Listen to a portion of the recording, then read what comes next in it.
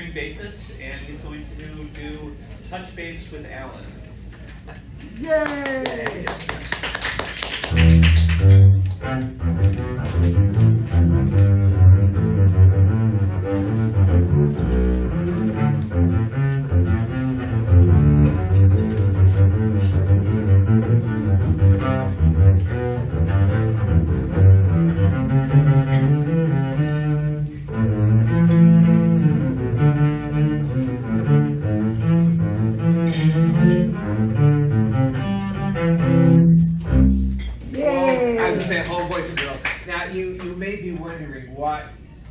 What connection do I have with a group of skeptics besides my son? And I guess the only thing I can think of is that there are an awful lot of people that are kind of skeptical that I'm really much of a musician. So that may be part of what it is. Just to let you know who I am, I'm obviously a double bass player. I'm from Toronto, Canada. I am legal. And I went to school in Philadelphia. How many of you are familiar? I went to a small conservatory in Philadelphia. Have you ever heard of the Curtis Institute of Music? That's No, always me. like Thanks theirs. so much. How many of you ever heard of Juilliard? Yeah. Everybody knows Juilliard. Okay, so I like to tell people, so you can see where Juilliard and Curtis match up. Juilliard, Curtis. Whoa. Thank you very much. Yay. If you go across all the great orchestras around the country, all their lead players came out of Curtis. So that's what I did. So I've been playing for a lot of years, and I'm playing this thing. So when we say this thing was? A It's a bass. Okay, it's a bass. I call it a double bass. And it's not because I play two at once, but this is what we call it. How many of you ever played an instrument? Okay, so good. So in the orchestra, we're at the bottom. We are literally the bass. We are the bottom. We are holding up. We're the foundation of the orchestra. And again, I'm a classical musician.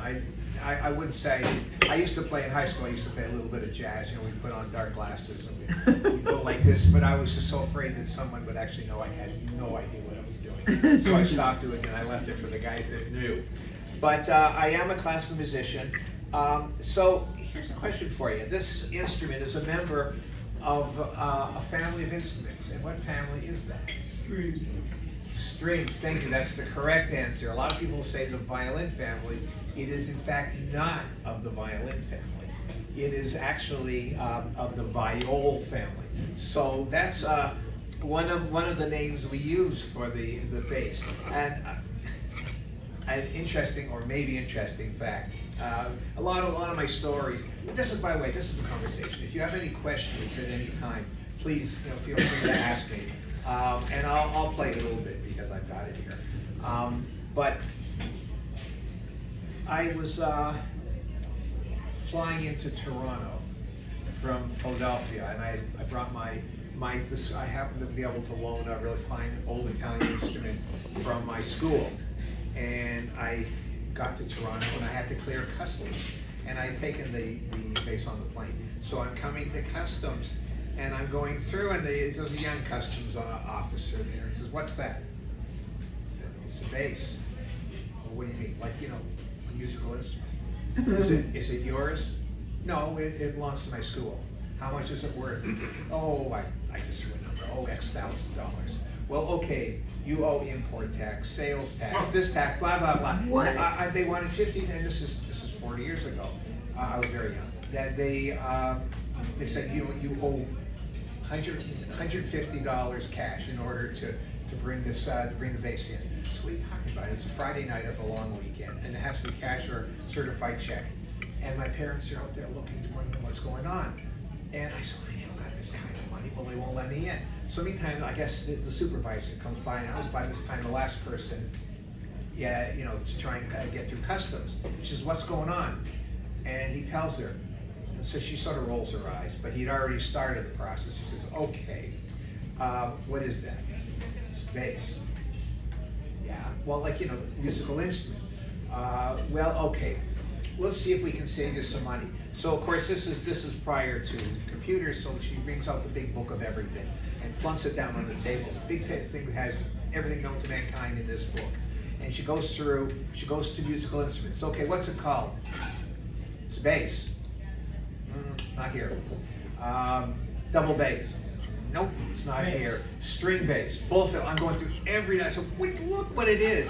I said, let me look. And I look down. I finally find, sure enough, it's under bass viol, which is true because it is a viol, but it's the last thing I would have thought about. But unless the name of this was in the book, it wasn't an instrument. I was going to have to pay all these things. Wow. As it happened, I still had to pay a bunch of money, and I had to leave it. And this is a different instrument, but you know, I mean, this thing is 300 years old and worth a whole bunch of money. I wasn't about to leave it, but I had to leave that instrument in a closet. Don't worry, no one goes in there. You can pick it up on Monday.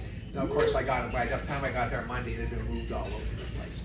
But so, if you ever happen to be taking one of these things across the Canadian border, remember it's a bass viola. You're going to be in trouble. Let me play a little something while I'm here. I'm going to play something called a hornpipe. It's a dance. And by the way, if you're ever wondering when you listen to classical music and you're not sure, because so many things are in another language, if you're not sure what the meaning of the piece, the title of the piece is, it's usually a pretty good guess. It's probably a dance.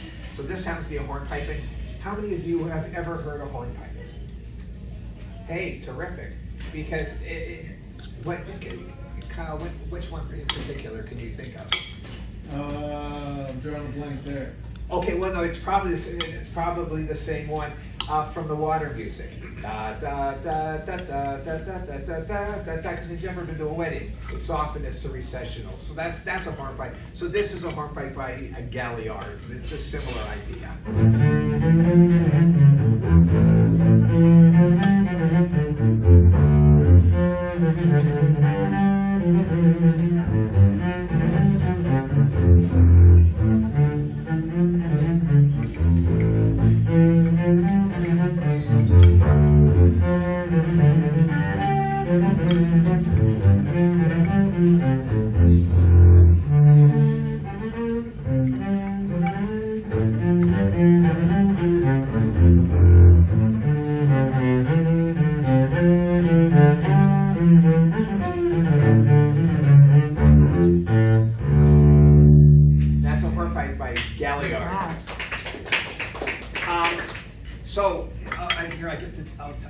Yes. Do you make use of harmonics on that to play higher octaves? Yes, absolutely. In fact, we do. I was sort of going to touch on that a little bit, but yes, we absolutely do. I do it for tuning. For you scientists or physicists, stuff that I absolutely have no knowledge of. It's fun to teach the kids about this, about the harmonics. And I don't know all the why. I know that what we can do. I don't know the whys. So like if I want to play, this is a G string. Okay, it's the note G. And if I break the string in half, I cut it in half. This is what I get. So here's we'll call it open G. So knowing this is a G, what note is this? It's a G. It's an octave higher. Okay. So now. If I cut the string in half, if I go from here and I find halfway between here and the bridge, what should I get? What note should I get? G. I should get a, let's see, do I get a G? Okay. Now what happens if I go from here and I break the string in half from here to here? What should I get? I do. A G. All right, let's see. Same G. So it goes this way, and essentially, you know, so and in theory you can go on forever. I can't because I can't reach there. but so and it's sort of fascinating to see that, but in bass, well, in most string instruments, but certainly with bass solos and stuff, they do employ a lot of harmonics. So when we're playing, I mean, so just to give you an idea, because if I was going to compare the relative pitches of, you know, the sounds of the different stringed instruments, you know, the smallest one's the violin, so the sound's going to be what? It's going to be the highest, yeah? So, I mean, it's going to be, so I could reach, I would say I'm going to reach way down here, but in the bass world, this is actually way up here. So if on the violin would be, you know,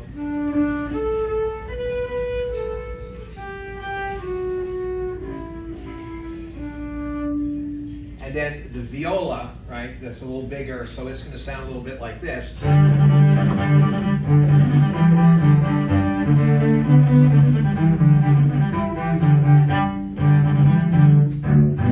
So that's something like the sound of a viola. And then the cello is the next largest instrument. And you sit on a chair and you play, and it's gonna sound a little bit like this.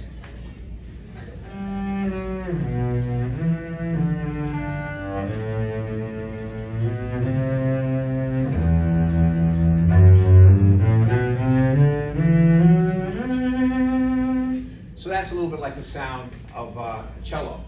And then the lowest and the biggest, and of course the best, would be what? The bass. The bass. The bass. So, and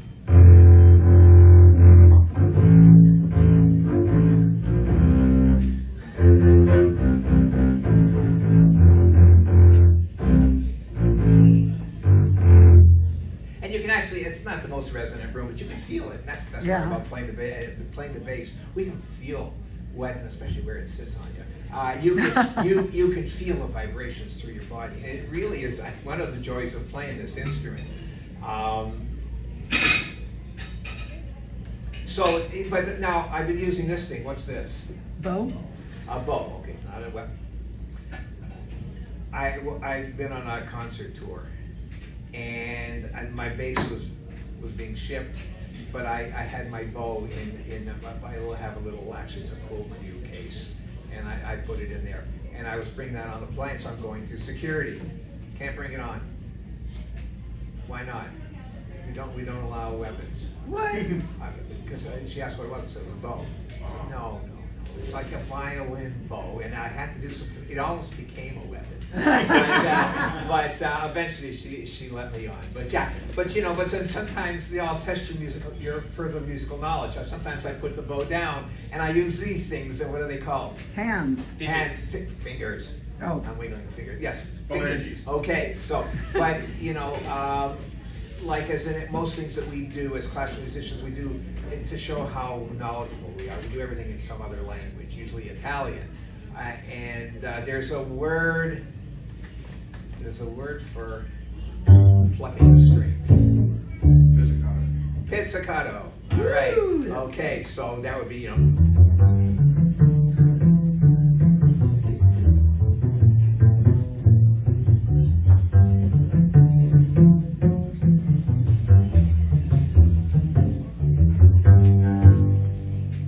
that's a little pizzicato.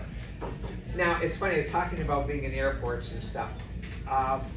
People always ask how I get around with this thing. Well, now I haven't had to do this since prior to 9/11. I would hate to have to travel with my bass. When I travel with an orchestra, it's real easy because we have these big cases. They look like coffins. We call them coffins. And they're for transporting the big instruments. So, at the end of a concert, I put the bass into I strap it into this case, and the crew, the stage crew, they go and they do all, and it's at the next venue that I'm at.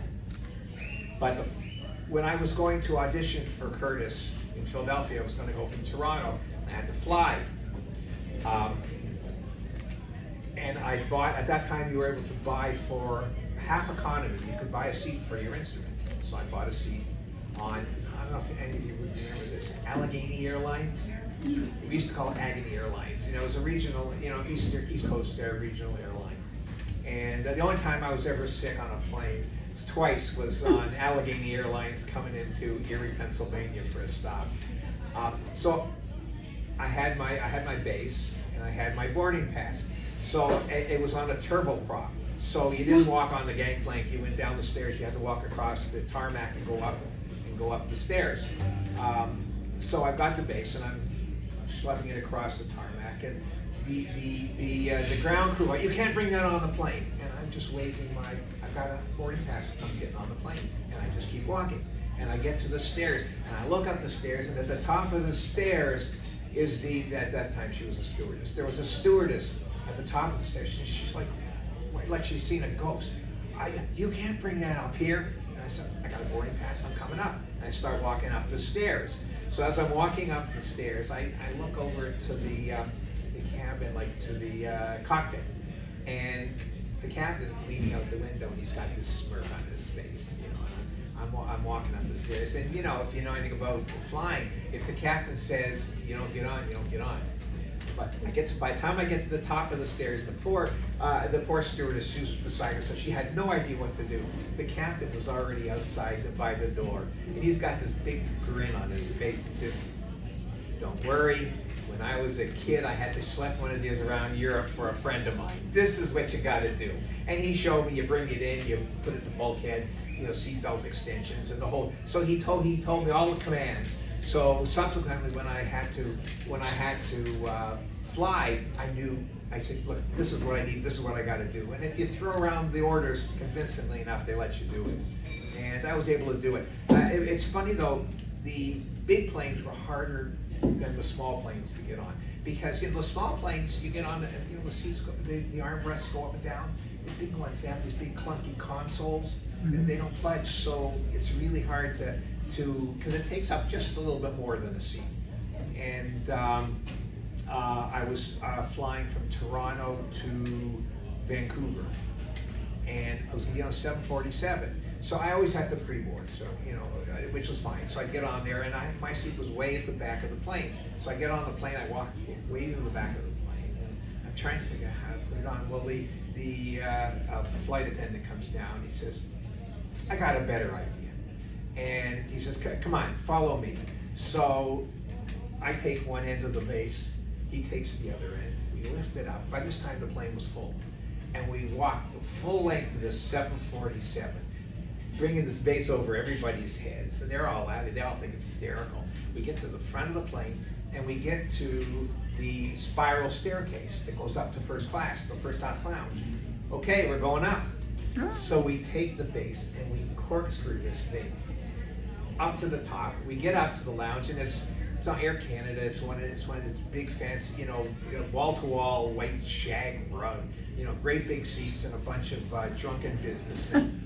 And we find an empty seat, we put it in, lots of room, belted in, that's great. And then I see right next to the seat, there's this cart with all this really nice pastry. And I said, "Hey, can I have a pastry?" "No." "Well, can I sit next to the bass?" "No." So my bass flew first class, and I went back to steerage. And this happened more than once, but I never got to eat. Well, it is 300 years old. That's it. But I've had it. I went up from Edmonton. I had to fly up to the Northwest Territories, to Yellowknife, and we had to tie it to some ropes that were in the thing, because this is the way this is like in May. The only way they could get anything up to the Northwest Territories, because everything was still frozen, is you had to fly it in. And so we had it dangling next to this big container. There's a piece that I like to play. When I do this. This is sort of a shortened version of what I do, but I do this a lot for senior groups, and I do it a lot for retirement communities, and also for nursing homes, and I've done it a number of times for the memory care unit. And that's always a challenge at any time.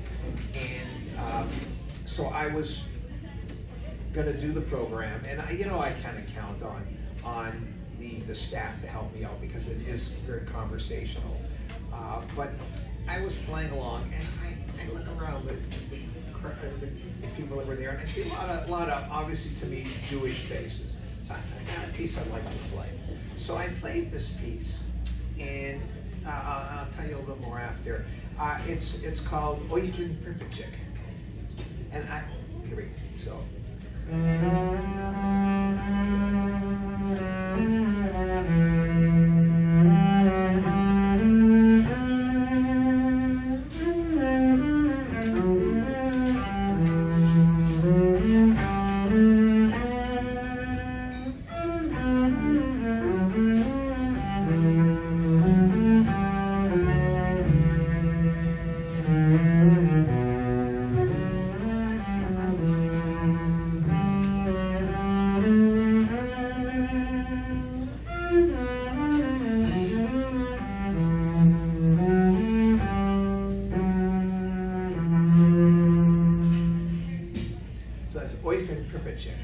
And when I was done, I look across at the audience, and there's a guy sitting in the corner. The old gentleman had been like, there had been no response from him whatsoever. I don't know what room he was in, but he'd been sitting in his chair with no response to anything I did the whole program. But then I'm looking at him, and he's got tears going down his face, and he's saying over and over again, "My dad used to sing that to me. Oh. My dad used to sing that to me." And it's when you do something like that, it validates everything you do. It validates everything I do as a musician. And here is, just the memories that it stirs in these people. It's really quite amazing. And so I always include it now in the programs. And even I get a lot of, I don't know if any of you have heard, I probably have heard, but that's a song. It's not a liturgical song. It's just about a teacher talking to his around the fire to his students. It was featured in Schindler's List, so people saw Yeah. that movie. Yeah. So it really is pretty special. I'm assuming that most of you guys are somewhat familiar with jazz in some way or another. When I was at Curtis, one of the kids at school at that time, we're talking early mid '70s. There were very, very few kids of color. We had a couple of black kids at school. So Alex Foster was one of them. He was the clarinet player, and everybody was good at that school. The kids were all great. He only stayed there for one semester because it turned out that as good a clarinet player as he was a phenomenal alto sax jazz player, and that's ultimately the direction he went. But he had heard that there was going to be a jazz concert going on, and then a bunch of us should go. So we said, okay, we'll go see this concert. So we go, and he brought along his horn with him. He brought along his sax because in some of these small clubs, they'll at the end of the last set they'll invite people to come on up and jam. So Alex said, okay, he'll go and jam. Well, we get to the venue. It's the Spectrum in Philadelphia. There's 15,000 people. Not going to be any jamming at the end of this concert. But this is the lineup of that. Some of the lineup of that concert: Miles Davis, Thelonious Monk, Weather Report, Maynard Ferguson, Dizzy Gillespie. It was an all-star who's who in the jazz band world, just one after the other. It was absolutely amazing. But Alex had been told if he ever met Dizzy Gillespie, this is what you had to do. Do you guys all remember Dizzy Gillespie? Yeah. With the funny little trumpet. So he said, if you ever meet Dizzy, this is what you have to do. You go, knock, knock. You go, who's there? You say, 2:30. He'll say, better see a dentist. 2:30, better see a dentist. Yeah, Terrible 2:30. joke. Okay. 2:30. A few years later, I'm playing in Quebec City with the Quebec Symphony. We're doing a jazz meets symphony concert. So who's our guest artist? It's Dizzy Gillespie. Says, I gotta do this. So I went back to his dressing room before the concert. I knock on the door. Door opens, there's Dizzy Gillespie. Knock, knock. Who's there? 2:30. Better see a dentist. Who told you that? And he just starts to laugh, and it was so funny because it was exactly what was supposed to happen. And he was so nice. And he went like this, blew up his face for me, like a bullfrog, like he used to do. But that's one of the joys of what we do as professional musicians. you know, I always say that, you know, if any of my colleagues were sitting here now, they would just all, you know, I'm dropping names all over the place. Well, they would just roll their eyes because they've all done this. And you know, I did a concert. If you ever get a chance to go over to Elgin, they have a really good orchestra out there, and they have lots of good stuff. So I'd been asked to come out and play. They needed an extra. We were doing a concert. It was going to be with Debbie Reynolds, and my first thought was, gee, I thought she was dead. And so we you know, come out there, and the orchestra with that, it was a fairly young orchestra. So we're all out there, and it turned out she was actually a replacement. It was supposed to be Doc Severinsen, but he couldn't do it, so she stepped in. So the way these things usually work is it's one rehearsal performance, and maybe the guest artist will come in and just do a sound check and sing a couple of tunes at the end. So sure enough, so Reynolds comes in for the end of the rehearsal. She's tiny little woman, with a high purple hair, bouffant, whatever you call it, and you know, Coke bottle glasses. She looked like everybody's grandmother. And she comes waddling out, and she walks up to the first cellist, and she leans over, and she says, "You know who I am? I'm Princess Leia's mother." And we're all going, "Oh my God, this is gonna be so embarrassing." And you know, she sang okay, you know, but it was like, oh, we were not looking forward to this concert. So we had the concert that night. It was one of the best concerts ever played. Wow. She was so funny because she was completely transformed. She lost the Coke bottle glasses. She changed her hair. And she was still carry a tune. And she walks out on stage, and she looks at the audience and says, "Okay, how many of you thought you were coming here to see Doc Severinsen?" So a few people put up their hand. Then she goes, "How many of you thought I was dead?" Oh, no! We all fell off our chair. It was so funny, and she was so self-deprecating. But the nice thing is that she made a point of, she knew we all wanted pictures with her. So she made a point of, Mommy, do me a favor, pay for me, I'll pay you back. This is the best thing about having your son. Isn't that great? I love that about kids. You know, but it was so much fun. You know, because she came down and she took the time to take pictures with every one of us, and it was a real treat.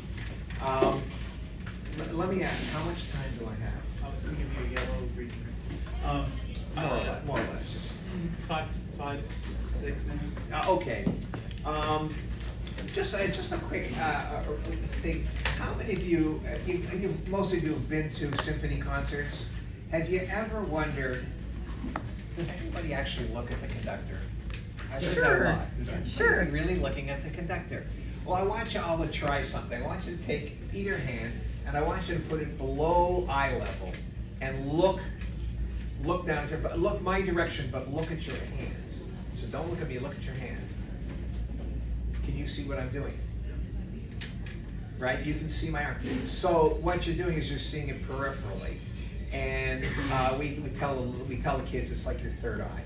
So this is what we're always watching the conductor. So it's not because it's important. We need to. There are times I've had some conductors where we really try not to watch, but sometimes, you know, I mean, we have to watch. And occasionally, you know, there's certain places where you've got to have your eyes right on theirs because they're going to turn and they're going to watch. But it really is important. Okay, I'll tell you what. With limited time, I'm going to tell you a story. Now, you just still have your napkins around because it's you know, it's a sad and tragic story. Oh no. Yeah, really. It's about a young maiden and a monster, and it's called The Maiden and the Monster. Oh. Once upon a time, a long time ago, there was a young maiden who lived in a small little cottage.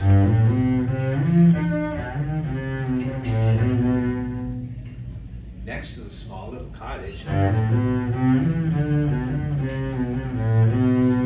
was a little garden. garden with lots of pretty flowers. Now down the road from the little cottage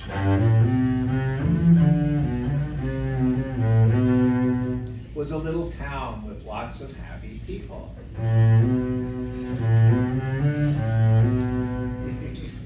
Down the road from the little town was a dark, mysterious cave. And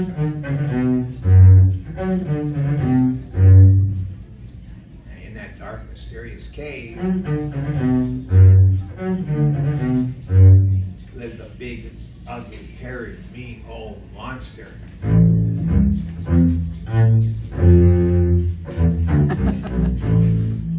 One day, while the young maiden was out picking flowers in her garden, the monster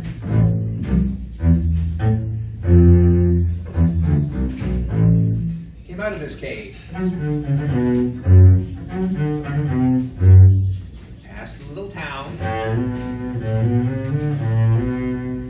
and came up to the little cottage. And he opened the little gate and went into the little garden, where he saw the young maiden bending over, picking out flowers, while the monster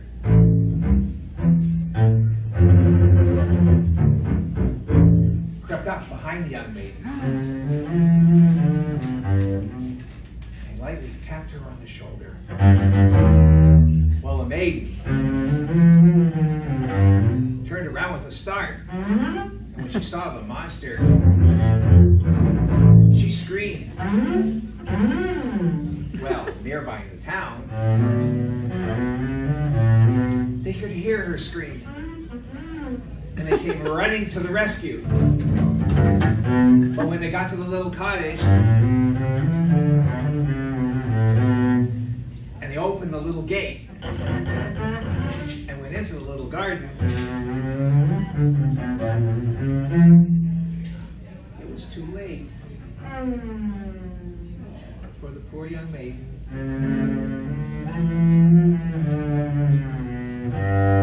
Had eaten the monster. That's the story. That's great. So I'm just gonna, I thank you. I'm just gonna finish up with one little tune that I think some of you guys might recognize.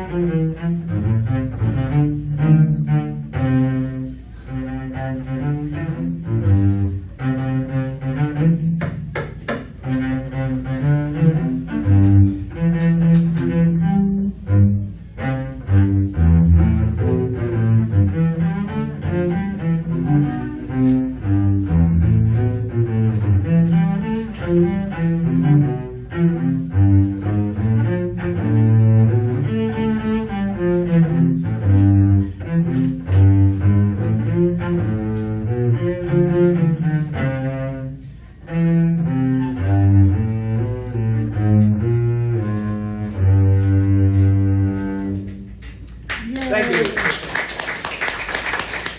I have a question. And you have a question? Okay, Yeah. I will make up an answer. What would you like? I was just wondering, since it's such trouble to travel with this, is it possible that they have some sort of system where you borrow one from wherever you're traveling to, like some college or university? It or is something? done sometimes. The difficulty is that, especially if you see with basses, the size, the shape are so different. You get an instrument that has a much bigger span for your hands can be very difficult to play on. That's why it's always remarkable that you see pianists bouncing around all over the planet playing on different instruments. But the thing is, a lot of these guys are sponsored, but they're Steinway artists, they're Yamaha artists, so they know when they come they are going to have they know what kind of instrument they're gonna get, and they know the technicians that work on it will have it set up in a certain way. So it would. I was often thinking, if I had reason to say someone said, well, hey, can you do this for us in California? Yeah. Well, then I'd say, well, okay, let me see if I can arrange. In fact, I was in, I played with the Chicago Symphonietta, not the Symphony, Symphonietta, and we played in Atlanta last winter. And we decided, rather than the expense of trying to move the instruments, we were able to arrange to have loaners. But for the purposes of that particular concert, it wasn't a big deal. But the instruments weren't very good. They weren't very good, but they were playable. They at least were playable. But that can be a problem. So you generally you're traveling. Unfortunately, I just haven't had to do that. And if it's driving distance, I'll drive. Thank you. Well, thank you guys very much.